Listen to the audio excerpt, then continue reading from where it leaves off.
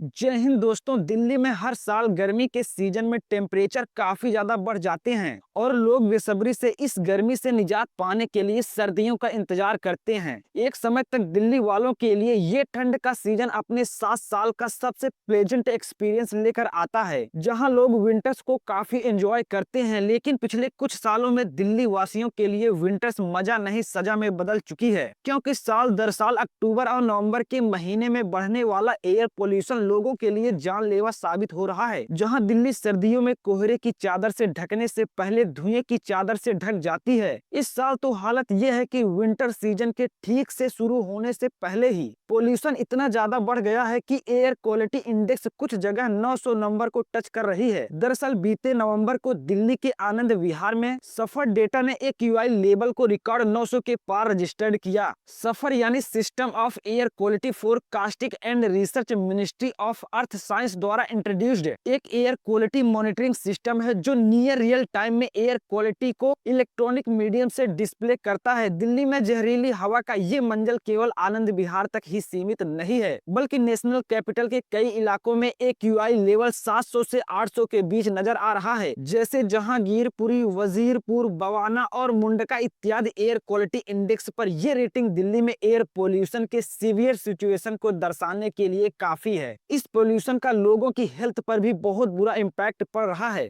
एक अनुमान के मुताबिक दिल्ली के नॉन स्मोकर्स भी एयर पोल्यूशन की वजह से हर दिन लगभग 30 सिगरेट के बराबर स्मोक इनहेल कर रहे हैं। इसके हेल्थ इम्पैक्ट इतने बुरे हैं कि लोगों की लाइफ भी काफी कम हो रही है। एक्सपर्ट का मानना है कि दिल्ली के रेजिडेंट्स की लाइफ एक्सपेक्टेंसी लगभग 12 साल से रिड्यूस हो गई है, यानी जो व्यक्ति नॉर्मल कंडीशन में 70 साल की एज तक जिंदा रह सकता है, तो अब इस पोल्यूशन के चलते 58 ईयर्स में ही मर सकता है। यानी साफ शब्दों में कहे तो धीरे धीरे ये एयर पोल्यूशन दिल्ली के लोगों को अपने आगोश में ले रहा है और उनका दम घोट रहा है। लेकिन आलम यह है कि आज भी दिल्ली के पोल्यूशन के लिए कोई भी जिम्मेदारी लेने को तैयार नहीं है। मुद्दे को लेकर राजनीति तो भरपूर हो रही है, जहां सत्ता पक्ष और विपक्ष के बीच आरोप प्रत्यारोप लगते नजर आ रहे हैं, लेकिन समस्या का समाधान किसी के पास नहीं है। आखिर क्यों हर साल इसी समय पर दिल्ली की आबो हवा काली पड़ने लग जाती है? इसके पीछे क्या रिस्पॉन्सिबल रीजन है और उन्हें कैसे सॉल्व किया जा सकता है, जानेंगे हम आज के इस वीडियो में। दोस्तों, दिल्ली में एयर पोल्यूशन के दो मेन कारण है। पहला कारण है स्मोग। स्मोग का निर्माण फॉग और स्मोक के मिलने से होता है। आसान भाषा में कहा जाए तो स्मोक ऐसा एयर पोल्यूशन है जो विजिबिलिटी को रिड्यूस कर देता है। इस प्रकार के एयर पोल्यूशन में nitrogen oxide, sulphur oxide, ozone, smoke और दूसरे पार्टिकुलेट्स मौजूद होते हैं। स्मोक को इनहेल करने की वजह से ह्यूमंस पर बहुत सारे हार्मफुल इफेक्ट होते हैं, जैसे कफिंग, स्नेजिंग, आईज में burning sensation, risk of heart and lung disease और अस्थमा। स्मोक जनरली बड़ी सिटीज में पाया जाता है, जहां पर व्हीकल्स और इंडस्ट्रीज की हैवी प्रेजेंस होती है। इसके अलावा दिल्ली के एयर पोल्यूशन का दूसरा कारण है PM यानी पार्टिकुलेट मैटर, जिसका जिक्र दिल्ली की एयर पोल्यूशन से जुड़ी हर न्यूज में मिलता है। पार्टिकुलेट मैटर माइक्रोस्कोपिक पार्टिकल होते हैं जो सॉलिड या लिक्विड मैटर से बने होते हैं और एयर में ही सस्पेंडेड रहते हैं। इन एयरबोर्न पार्टिकल के साइज के हिसाब से इन्हें डिफरेंट कैटेगरीज में डिवाइड किया गया है और दिल्ली के पोल्यूशन में सबसे ज्यादा मिलने वाले पार्टिकल्स हैं PM 2.5 और PM 10। PM 2.5 ऐसे पार्टिकल को कहते हैं जिनका डायमीटर 2.5 माइक्रोमीटर या उससे कम होता है। ये पार्टिकल्स बेहद छोटे होते हैं और लंबे समय तक एयर में सस्पेंडेड रहते हैं। इस साइज के particles vehicle emission, industries process, construction activities और फॉसिल फ्यूल के बर्निंग से जनरेट होता है। दूसरी तरफ PM 10 ऐसे पार्टिकल्स को कहा जाता है जिनका डायमीटर 10 माइक्रोमीटर या उससे छोटा होता है। ये particles road dust, construction activities और डस्ट स्टॉर्म जैसे नेचुरल सोर्सेज से जनरेट हो सकते हैं। ये दोनों ही तरह के पार्टिकल्स काफी डेंजरस होते हैं, क्योंकि ये रेस्पिरेटरी सिस्टम में घुस सकते हैं और इनकी वजह से अलग अलग हेल्थ प्रॉब्लम शुरू हो सकती है। यानी पार्टिकल्स के प्रति अगर आप एक्सपोज होते हैं तो आपकी लाइफ एक्सपेक्टेंसी काफी कम हो सकती है। ये पार्टिकल्स हार्ट और लंग कंडीशन, एक्यूट और क्रोनिक ब्रोंकाइटिस, अस्थमा अटैक जैसी प्रॉब्लम को जन्म दे सकते हैं। ह्यूमन के हेल्थ के अलावा इन पार्टिकल्स का एनवायरनमेंट पर भी काफी बड़ा इम्पैक्ट होता है। ये पार्टिकुलेट मैटर स्कैटरिंग और लाइट को एब्जॉर्ब करने की वजह से एटमॉस्फेयर में विजिबिलिटी को रिड्यूस कर देते हैं। कुछ पार्टिकुलर मैटर के कंपोनेंट्स तो क्लाइमेट वार्मिंग तक के लिए रिस्पॉन्सिबल होते हैं। इसके इसके अलावा पार्टिकुलेट मैटर में मेटल्स और ऑर्गेनिक कंपाउंड्स भी मिलते हैं, जिसकी वजह से प्लांट्स, सॉइल, वाटर क्राफ्ट सब कुछ इफेक्ट हो सकता है। लेकिन सवाल ये उठता है कि आखिर दिल्ली की एयर पोल्यूशन के इन दोनों कंपोनेंट्स के अचानक इंक्रीज होने के रीजंस क्या हैं? सबसे इंपॉर्टेंट रीजन है unfavourable weather condition. Unfavourable weather condition में पहली कंडीशन है विंड्स की अनफेवरेबल डायरेक्शन। अगर आप दिल्ली की लोकेशन को मैप पर ध्यान से देखें तो इसके नॉर्थ में पंजाब और हरियाणा और ईस्ट में उत्तर प्रदेश लोकेटेड हैं। करंटली क्रॉप का वो सीजन चल रहा है जब पैडी को काटने के बाद खेत को अगली फसल के लिए तैयार किया जाता है। ऐसे में फसल को काटने के बाद क्रॉप के बचे हुए अवशेष को इन सभी जगहों पर जला दिया जाता है और जलाने के बाद खेत अगली फसल के लिए रेडी होते हैं। करंटली दिल्ली में विंड्स की डायरेक्शन नॉर्थ वेस्टर्न यानी ये नॉर्दर्न पार्ट से शुरू होकर वेस्ट की तरफ जा रही है। ऐसे में विंड्स पंजाब और हरियाणा से आते हुए दिल्ली पहुंच रही है और वेस्टर्न उत्तर प्रदेश से भी विंड्स दिल्ली की ओर जा रही है। इन स्टेट्स में जो भी क्रॉप के अवशेष बर्न हो रहे हैं वो स्मोक के फॉर्म में एटमॉस्फेयर में जा रहा है और ये नॉर्थ वेस्टर्न विंड्स इस पूरे स्मोक को लेकर दिल्ली पहुंच रही है। सिर्फ स्मोक ही नहीं बल्कि स्मोक के साथ साथ बहुत सारा डस्ट भी इन स्टेट से दिल्ली में आ रहा है। स्मोक जहां फॉग के साथ मिलकर दिल्ली में स्मोक की सिचुएशन क्रिएट कर रहा है, वहीं डस्ट दिल्ली के एटमॉस्फेयर में पार्टिकुलेट मैटर के लेवल्स को इंक्रीज कर रही है। दूसरी अनफेवरेबल कंडीशन है टेम्परेचर इन्वर्जन। इसको आसान भाषा में समझने के लिए एटमॉस्फेयर की स्ट्रक्चर को ध्यान से देखिए। एटमॉस्फेयर को वर्टिकली डिफरेंट लेयर्स में डिवाइड किया जाता है, ट्रोपोस्फेयर, स्ट्रेटोस्फेयर, मेसोस्फेयर, आइनोस्फेयर और एग्जॉस्फेयर। जैसे जैसे एटमॉस्फेयर की लेयर्स में ग्राउंड सरफेस से वर्टिकली ऊपर की तरफ जाते हैं वैसे ही टेम्परेचर डिक्रीज होना शुरू हो जाता है। लेकिन करेंटली विंटर सीजन चल रहा है और उस सीजन की वजह से एटमॉस्फेयर का ये नेचर भी बदल गया है। विंटर सीजन में टेम्परेचर इन्वर्जन का फिनोमिना देखने को मिल रहा है, जिसकी वजह से एटमॉस्फेयर में ऊपर जाने पर टेम्परेचर इंक्रीज होना शुरू हो गया है। टेम्परेचर इंक्रीज होने का मतलब ये है कि नीचे की लेयर में जहाँ कोल्ड एयर है तो वहीं ऊपर की लेयर में वार्म एयर सेटल हो चुकी है। पोल्यूटेंट इस वार्म एयर की वजह से ऊपर नहीं जा पाते और नीचे की लेयर में ट्रैप होते जा रहे हैं। इन पोल्यूटेंट्स में स्मोक वाला पार्ट जहां एटमॉस्फेयर की एयर क्वालिटी खराब करता है, वहीं इसमें मौजूदा पार्टिकल्स एटमॉस्फेयर में न्यूक्लियाई का काम करते हैं। इसी न्यूक्लियाई के अराउंड कंडीशन का प्रोसेस टेक प्लेस करता है और फॉग की फॉर्मेशन होती है जो स्मोक के साथ मिक्स होकर स्मोक बन जाता है। तीसरी वेदर कंडीशन है कम वर्षा। इंडिया में रेनी सीजन खत्म हो चुका है। हालांकि विंटर सीजन में भी भारत में बारिश देखने को मिलती है, लेकिन ये बारिश वेस्टर्न डिस्टर्बेंस की वजह से होती है जिससे आने में अभी काफी टाइम है। रेनी सीजन में रेनफॉल की वजह से एटमॉस्फेयर में मौजूद पोल्यूटेंट्स साफ हो जाते हैं, लेकिन अभी क्योंकि रेनफॉल नहीं हो रही है इसीलिए पोल्यूटेंट्स साफ नहीं हो रहे।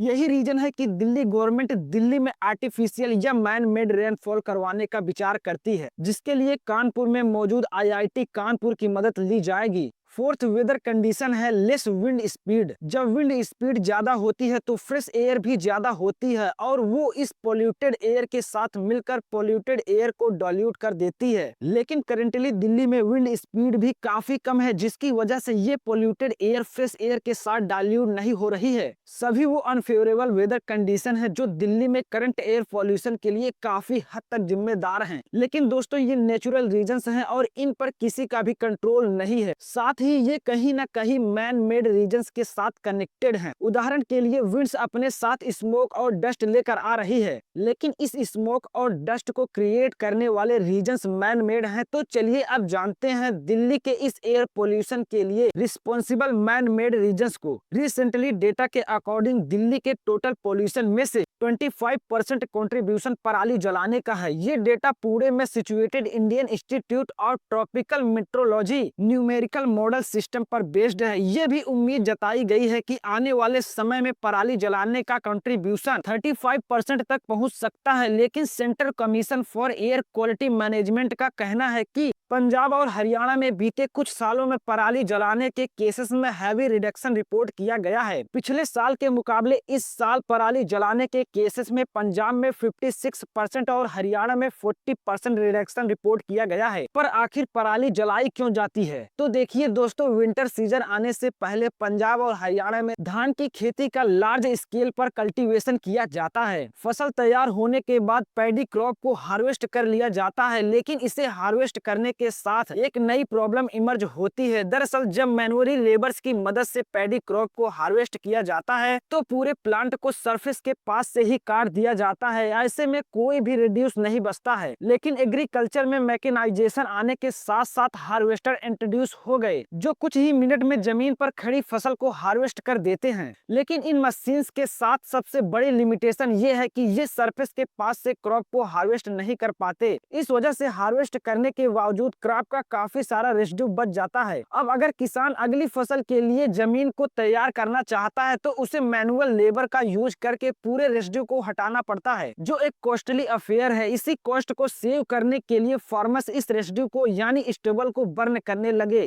और इस तरह से स्टबल बर्न की शुरुआत हुई। विंटर्स में दिल्ली में जो पोल्यूशन बढ़ता है उसके लिए पैडी क्रॉप की स्टबल बर्निंग ही रिस्पॉन्सिबल है। लेकिन ऐसा बिल्कुल नहीं है कि साल के बाकी टाइम दूसरी क्रॉप्स में स्टबल बर्निंग नहीं होती। फर्क बस इतना है कि दूसरे सीजन्स में यह पोल्यूशन विजिबल नहीं होता क्योंकि फॉग के एक्सपेंस में स्मोक की फॉर्मेशन नहीं हो पाती, पर विंटर्स में अनफेवरेबल वेदर कंडीशन की वजह से एयर पोल्यूशन और भी ज्यादा विजिबल हो जाता है और प्रॉब्लम खड़ी हो जाती है। दोस्तों एयर पोल्यूशन के लिए रिस्पॉन्सिबल अगला इंपॉर्टेंट रीजन है व्हीकल से होने वाला कार्बन एमिशन। 2021 के डेटा के हिसाब से दिल्ली में 13.2 मिलियन रजिस्टर्ड व्हीकल्स मौजूद थे, जिसमें से majority percentage two wheeler vehicles का है। व्हीकल्स की इतनी बड़ी संख्या दिल्ली के पोल्यूशन का मेजोरिटी हिस्सा कंट्रीब्यूट करती है। भले ही इस समय सबसे ज्यादा चर्चा स्टेबल बर्निंग की हो, लेकिन डेटा के हिसाब से देखा जाए तो दिल्ली में एयर पोल्यूशन का सबसे बड़ा रीजन व्हीकल से होने वाले एमिशन का है। 2022 में centre for science and environment द्वारा एक एनालिसिस किया गया था और उन्होंने इस बात को प्रूव किया कि व्हीकल से होने वाला पोल्यूशन दिल्ली के एयर पोल्यूशन का सिंगल लार्जेस्ट कंट्रीब्यूटर है। 2022 में अक्टूबर के महीने में दिल्ली इसी तरह से दम घोट रही थी। रिपोर्ट में बताया गया कि उस समय दिल्ली की पोल्यूशन का 51% व्हीकल से आ रहा है। इसी तरह 2021 में व्हीकल से होने वाले एमिशन सिटी के हाफ से ज्यादा पोल्यूशन के लिए रिस्पॉन्सिबल था। 2018 में दी energy and resources institute of automotive research association of India ने एक ज्वाइंट स्टडी की थी। इसमें पाया गया कि सिटी के टोटल एयर पोल्यूशन में 40% कंट्रीब्यूशन व्हीकल से आता है। इसी रिपोर्ट में बताया गया कि इंडस्ट्रियल एमिशन भी काफी ज्यादा रिस्पॉन्सिबल हैं। दिल्ली एनसीआर के रीजन्स में बहुत सारी इंडस्ट्रीज हैं जो मैन्युफैक्चरिंग करती हैं। ये सभी इंडस्ट्रीज लार्ज स्केल पर एमिशन करती हैं। हालांकि इसे कम करने के लिए दिल्ली गवर्नमेंट ने इस इंडस्ट्रीज को ग्रीन फ्यूल पर शिफ्ट करने का प्लान बनाया था, लेकिन अभी तक ये प्लान धरातल पर नहीं उतर पाया। उसके अलावा दिल्ली रीजन्स में होने वाली कंस्ट्रक्शन एक्टिविटीज का भी एयर पोल्यूशन में बहुत बड़ा कंट्रीब्यूशन है। रिपोर्ट के अकॉर्डिंग 30% पोल्यूशन कंस्ट्रक्शन एक्टिविटीज से आता है। इससे आप समझ सकते हैं कि दिल्ली के एयर पोल्यूशन के लिए कहीं न कहीं हम लोग ही जिम्मेदार हैं। अनफेवरेबल वेदर कंडीशन की वजह से जरूरी प्रॉब्लम्स एग्रीवेट होती हैं, लेकिन इसके लिए नेचर को जिम्मेदार नहीं ठहराया जा सकता। लेकिन दोस्तों अब सवाल ये उठता है कि आखिर इस एयर पोल्यूशन क्राइसिस को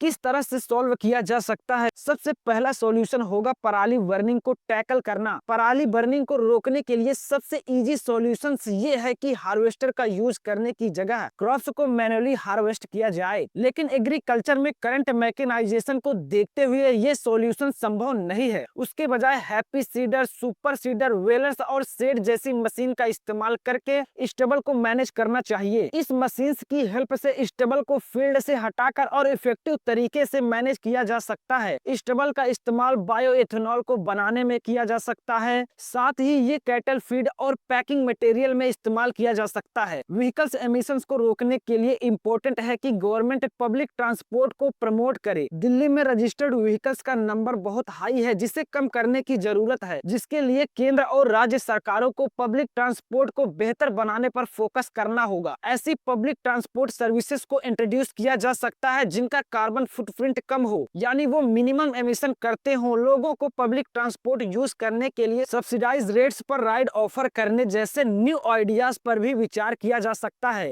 ताकि लोग अपने पर्सनल व्हीकल्स का यूज करना कम कर सकें। इसके अलावा इंडस्ट्रियल एमिशन को भी रिड्यूस करने की रिक्वायरमेंट है। साथ ही कंस्ट्रक्शन एक्टिविटीज को भी रेगुलेट करने की रिक्वायरमेंट है, क्योंकि दिल्ली के एयर पोल्यूशन में कंस्ट्रक्शन एक्टिविटीज का कंट्रीब्यूशन काफी हाई है। दोस्तों, दिल्ली में एयर पोल्यूशन की अलार्मिंग लेवल से सभी स्टेक होल्डर्स से इमीडिएट और सस्टेन्ड एफर्ट की डिमांड कर रहे हैं। ये एयर पोल्यूशन क्राइसिस काफी कॉम्प्लेक्स है, जिसे डील करने के लिए मल्टीफेस्टेड अप्रोच की नीड है। स्टेगनेस एमिशन रेगुलेशन को इम्प्लीमेंट करके, इको फ्रेंडली ट्रांसपोर्टेशन को प्रमोट करके और ग्रीन इंफ्रास्ट्रक्चर में इन्वेस्ट करके इस क्राइसिस के साथ डील किया जा सकता है। इसके साथ ही रिस्पॉन्सिबल एनवायरनमेंट प्रैक्टिसेस के लिए पब्लिक अवेयरनेस को क्रिएट करना भी इम्पोर्टेंट है। और इस पूरे प्रॉब्लम को सॉल्व करने के लिए गवर्नमेंट बॉडी से लेकर इंडस्ट्रीज और कम्युनिटी पार्टिसिपेशन की भी जरूरत होगी। सस्टेनेबल डेवलपमेंट के साथ साथ इनोवेशन टेक्नोलॉजी का इस्तेमाल करके दिल्ली एक साफ हवा में सांस ले सकता है। तो दोस्तों, आपको ये वीडियो इन्फॉर्मेटिव लगा हो तो वीडियो को लाइक करके हमारे यूट्यूब चैनल को सब्सक्राइब करना मत भूलिएगा। वीडियो देखने के लिए बहुत बहुत धन्यवाद।